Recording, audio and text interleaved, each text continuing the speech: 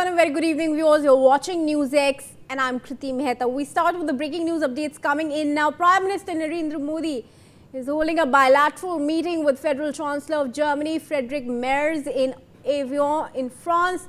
This is his fifth bilateral after the meeting with UAE, the UK, Canada and French counterparts. Without much ado, in fact, let's go across to my colleague Megha Sharma, who's live on the ground. Megha, a slew of important bilaterals that Prime Minister Modi has held today, right now, meeting with the German Chancellor. What is it that's being discussed? What's important on the agenda in this meeting?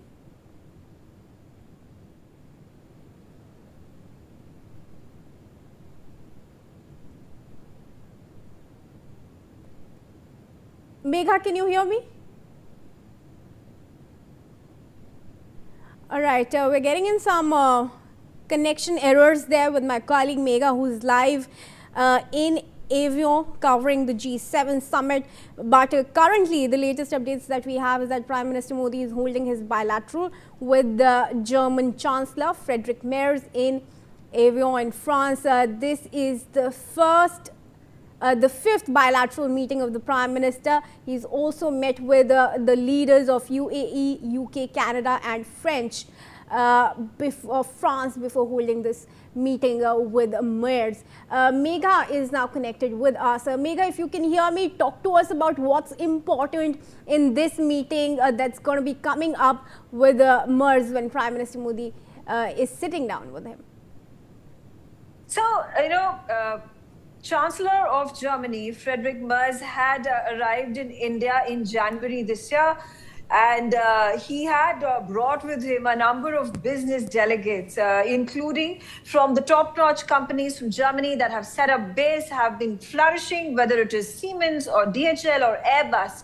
There were a number of agreements that had been signed in the presence of Prime Minister Modi and Chancellor Merz during their January visit. Key amongst them were the defense industrial cooperation with regards to mobility, with regards to education, deep tech, artificial intelligence, all of these, and of course, cybersecurity, and even when we talk about the semiconductor plants that are to be set up in India in collaboration with Germany. These were aspects that were discussed by the two leaders.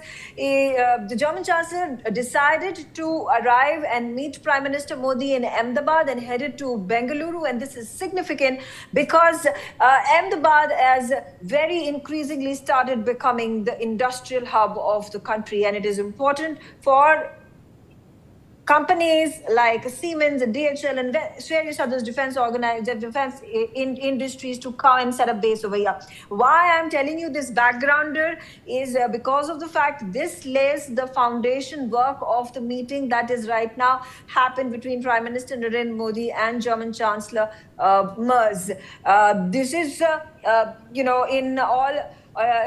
all aspects of follow-up meeting of what has been discussed between the two leaders during the visit that was not far away in January, just a few months ago. So those are the aspects, or those are the themes on which both leaders and both countries are working, government to government, diplomatic ties strategically as well, but at the private sector level as well, where industry leaders, when they were brought into Germany, having these collaborations, bringing in innovation, bringing in more FDI is what has been the continuous renewed push in a bid to increase that bilateral trade between both countries, increase investor association and collaboration. So those are some of the key aspects. And it's very important to note that defense has become a very significant strategic aspect of the India-German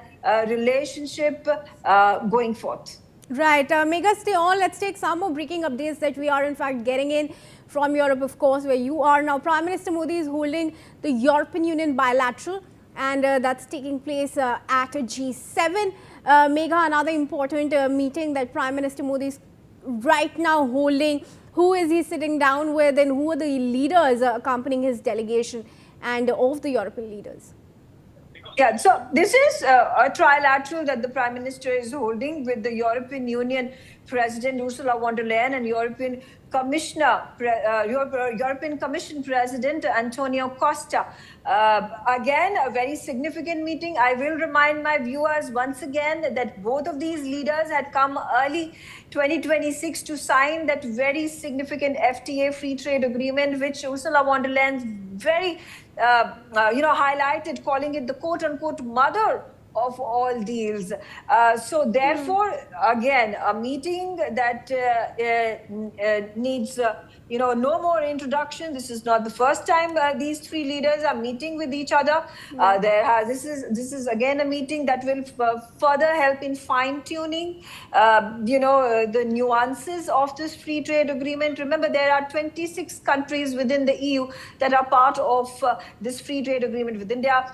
Slovakia, where Prime Minister Narendra Modi was just a day ago, is an important strategic partner for India and also part of Europe that has signed this free trade agreement. The overall theme, the overall arching theme of the free trade agreement, any collaborations and associations with Europe and India, whether it is with France and India, whether it is with the United Kingdom and India, where free trade agreement has also been signed, is to not be reliant on whether it is United States of America or, for that matter, China.